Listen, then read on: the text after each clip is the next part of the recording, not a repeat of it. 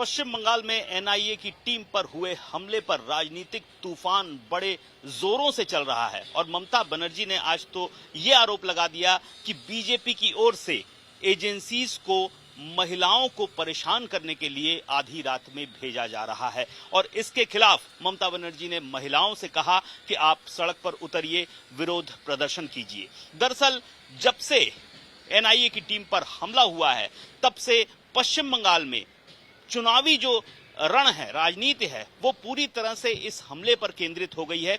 तृणमूल कांग्रेस की ओर से लगातार इस पर बीजेपी और प्रधानमंत्री तक पर हमला किया जा रहा है और यहां तक कि अमित शाह को भी घेरने की कोशिश हो रही है टीएमसी की ओर से। टीएमसी का कहना है कि जितेंद्र तिवारी जो बीजेपी के आसनसोल के नेता हैं, 26 मार्च को एनआईए के जो एसपी हैं कोलकाता में, उनसे उनके घर पर उन्होंने मुलाकात की और एक प्लान बनाया गया कि किस तरह से चुनाव से पहले जो बूथ एजेंट हैं उनको गिरफ्तार कर टीएमसी का संगठन कमजोर किया जाए। ये आरोप टीएमसी की ओर से लगाया जा रहा है और कहा जा रहा है कि ये पूरी की पूरी प्लानिंग अमित शाह की ओर से की गई है और आज 10 सदस्यीय टीएमसी की टीम दिल्ली में चुनाव आयोग के दफ्तर जा रही है। वहां पर ऑफिशियल जो कंप्लेन है, शिकायत है, वो भी दर्ज करने की योजना है। इसके अलावा तृणमूल कांग्रेस की ओर से कहा गया है कि हो सकता है कि इस पूरे मसले पर वो सुप्रीम कोर्ट भी जाएगी। वहीं बीजेपी की ओर से लगातार कहा जा रहा है कि तृणमूल कांग्रेस झूठ बोल रही है। जितेंद्र तिवारी का बयान है, उन्होंने कहा है कि गलत आरोप है और अगर आरोप साबित नहीं हुआ तो 1 सप्ताह के भीतर वो मानहानि का मुकदमा तृणमूल कांग्रेस पर करेंगे। वहीं बीजेपी के दूसरे नेता कह रहे हैं कि जो भ्रष्टाचारी हैं उनको शरण दी जा रही है टीएमसी के सरकार में और कानून व्यवस्था की स्थिति बेहद खराब हो गई है और इसी चलते जिस तरह ईडी पर हमला हुआ था 5 जनवरी को, एनआईए टीम पर भी हमला हुआ है क्योंकि कानून व्यवस्था की स्थिति खराब हो गई है। तो बीजेपी भी लगातार इस मुद्दे पर टीएमसी पर हमलावर है।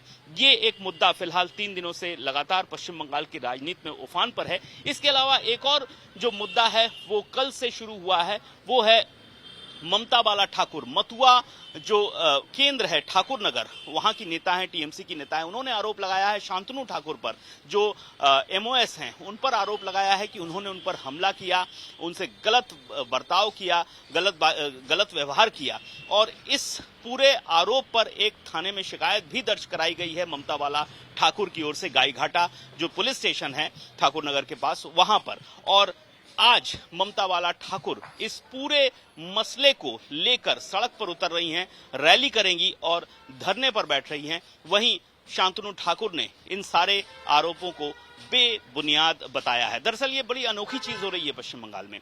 जो चुनाव है वो प्रथम चरण का जो चुनाव है वो उत्तर बंगाल की सिर्फ 3 सीटों पर है, अलीपुरद्वार, कूच बिहार और जलपाईगुड़ी।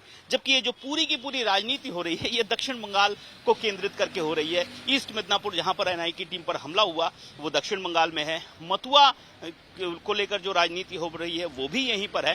तो जो जलपाईगुड़ी, कूच बिहार और अलीपुरद्वार की राजनीति को लेकर चर्चा होनी चाहिए क्योंकि प्रथम चरण का चुनाव वहीं पर है, उसको लेकर चर्चा नहीं हो रही है। हालांकि ममता बनर्जी ने आज एक आरोप जरूर प्रधानमंत्री पर लगाया कि जलपाईगुड़ी में जो तूफान आया था जिससे लगभग 5000 लोग बेघर हो गए, काफी घरों का नुकसान हुआ, 4 लोगों की मौत हुई, उस मसले पर जलपाईगुड़ी आने के बावजूद प्रधानमंत्री नरेंद्र मोदी ने एक शब्द नहीं कहा। ये नए तरीके का आरोप ममता बनर्जी की ओर से आज प्रधानमंत्री पर लगाया गया है। वहीं प्रधानमंत्री पूरा का पूरा जो भ्रष्टाचार है उस मुद्दे पर बातचीत कर रहे हैं, कह रहे हैं कि चुन चुन के गिरफ्तार किया जाएगा। पश्चिम बंगाल में भ्रष्टाचार चरम पर है, बीजेपी और प्रधानमंत्री की ओर से इस तरह की बातें हो रही हैं। तो मुख्य तौर पर अगर हम देखें तो भ्रष्टाचार और एनआईए टीम पर हमला, कानून व्यवस्था, सीएए, एनआरसी, इसके अलावा मथुआ, इन 3-4 चीजों को लेकर राजनीति इस वक्त पश्चिम बंगाल में बहुत ज्यादा हो रही है। कैमरामैन श्याम सुंदर घोष के साथ अनुपम मिश्र, चुनाव आज तक, कोलकाता।